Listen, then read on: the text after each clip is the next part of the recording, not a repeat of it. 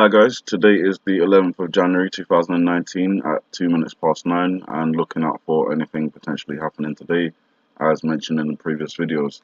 Looking at a different interpretation in this one. So the Julian calendar, it runs 13 days behind the Gregorian calendar, as you can see here.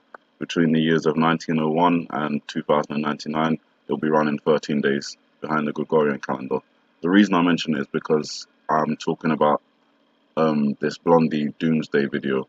Now I'm going to pay attention to the days in reference to the Gregorian days. So for example, today is Friday the 11th, but if I was to take the date of the Julian calendar, then I could have Friday the 29th, which would be the 11th of January today on the Gregorian calendar. So on this chart here, they've got asteroid impact. It's one of the theories I've looked into. Obviously today, in my interpretation video from yesterday, I'm kind of looking at like an earthquake scenario today, waking up Kilauea on the 12th. In this chart they've got an asteroid impact. The next day they've got Saturday, December 30th. Obviously December 30th has passed for us on the Gregorian calendar, but on the Julian calendar, that's actually tomorrow. January the 12th, excuse me. So they've got a reference to 7 plagues here. I'll be keeping an eye out for that. They've got like water, as I've mentioned, looks like a tidal wave, a reference to what looks like a line through what looks like the sun. So, you know, something blocking out the sun. Obviously, if there's an asteroid impact, that would make some sense. What looks like rain, but icicle-like, so more like hail in that sense. Locusts, probably like microbes, diseases, frogs, and obviously the center of it all, death. But the next day, this is the only one they've got in Technicolor, and Sunday is in 2 days' time. That'll be Sunday the 13th for us on this chart. It's Sunday, December the 31st. And obviously bearing in mind that the Julian calendar runs 13 days behind, when it's December the 31st on the Julian calendar, it's January the 13th on the Gregorian calendar. So looking at it, because it's interesting, the 13th and the 31st, obviously those numbers are the same, just reversed. And then when I look at the other media content that we've been examining, you've got the missile up here, which resembles a 1 and a 3, and it being in the shape of a missile, you know, kind of connects to the thermonuclear war theory of, you know, Blondie doomsday. And if we're thinking Julian calendar, then the days could be exactly the same from these two different medias. Again, in the iPad Go-To video, the burning house 13, but also the house is shaped like a missile or a rocket, a bigger one.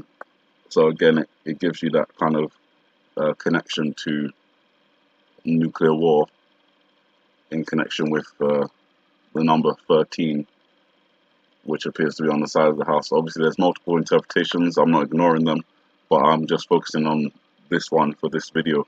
And then I'm reminded of last year on January the 13th, when a false ballistic missile alert was issued by the emergency alert system and a commercial mobile alert system over television, radio and cell phones in the US state of Hawaii.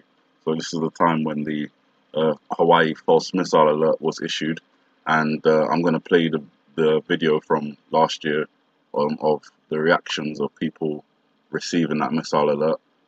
So have a watch. At the end of it, I'll just finish the video. So I'll say now, have a good morning, good afternoon, good evening, and may the Heavenly Father bless you.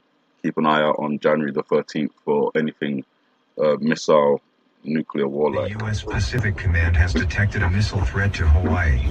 A missile may impact on land or sea within minutes. There's a ballistic missile heading toward here, toward Hawaii. So I don't know if you guys have heard. Has anybody got any information out there? If you're watching this video, that means I didn't make it because of the missile that's coming towards Hawaii. I just parred the last hole. So I love you all, but I'm playing golf. It's the last thing I'm gonna do. Hawaii Emergency Management has said that it was there's no actual ballistic threat. There was really nothing I could do. I was in an area where I didn't have any friends where I could go to their home, so I literally just sat in my car kind of worried that that was it for me. I woke up my little girl who was only 6 years old. Luckily, I didn't have to explain to her in that moment what was going on. She has a complete fear of such an event occurring already. She got up to, we got my wife, and then the next thing we knew, it had been a hoax. It was an immediate relief, but also then anger afterwards that something like that could happen and put so many people in such a panic.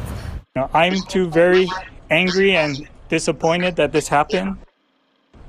We're doing everything that we can immediately to ensure that it never happens again. We have spent the morning with General Logan, Vern Miyagi, and those involved with emergency management and their teams. And I've directed them to make the changes necessary to ensure that a false alarm will not happen.